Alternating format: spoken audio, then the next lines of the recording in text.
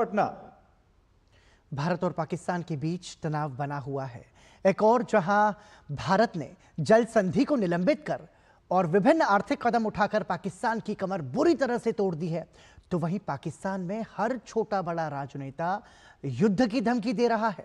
लेकिन इस सब के बीच पाकिस्तान को लेकर जो खबरें आ रही हैं, वो पाकिस्तानी सेना के मनोबल को बुरी तरह से तोड़ने वाली हैं। बताया जा रहा है कि आर्थिक रूप से कंगाल पाकिस्तान के पास युद्ध के लिए जरूरी गोला बारूद भी नहीं है। पहले से दाने दाने को मोहताज पाकिस्तान भारत की वाटर स्ट्राइक से कराहने लगा है। यानी वो दिन दूर नहीं जब पाकिस्तान बूंद बूंद पानी के लिए तरस जाएगा। लेकिन पाकिस्तानी नेता सेना की स्थिति की नजाकत को समझने के बजाय अपनी जनता को गुमराह करने में जुटे हैं। हर छोटा बड़ा नेता युद्ध की गीदड़ भभकी देने से बाज नहीं आ रहा है।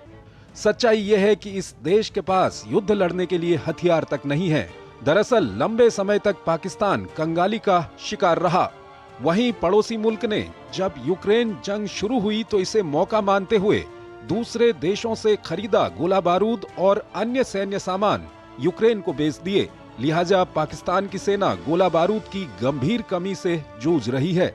हालात इतने खराब हैं कि पाकिस्तान की क्षमता सिर्फ 4 दिनों से ज्यादा जंग लड़ने की भी नहीं बची है।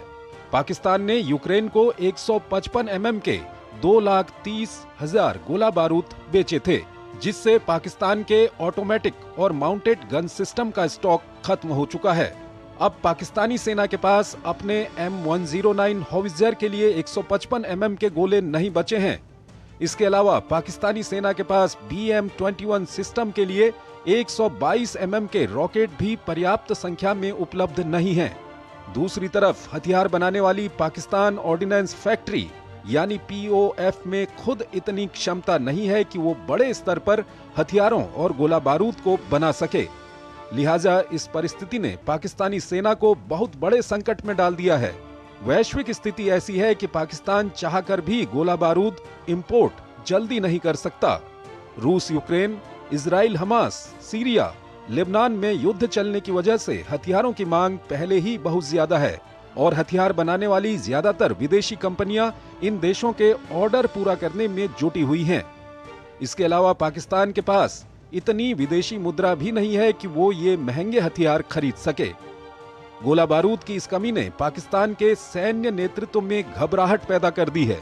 उधर पहलगाम हमले के बाद से राजनीतिक परिदृश्य से गायब चल रहे शहबाज शरीफ ने अपना मलेशिया का दौरा रद्द कर सेना प्रमुख आसिम मुनीर को अपनी प्रासंगिकता बताने की कोशिश की है।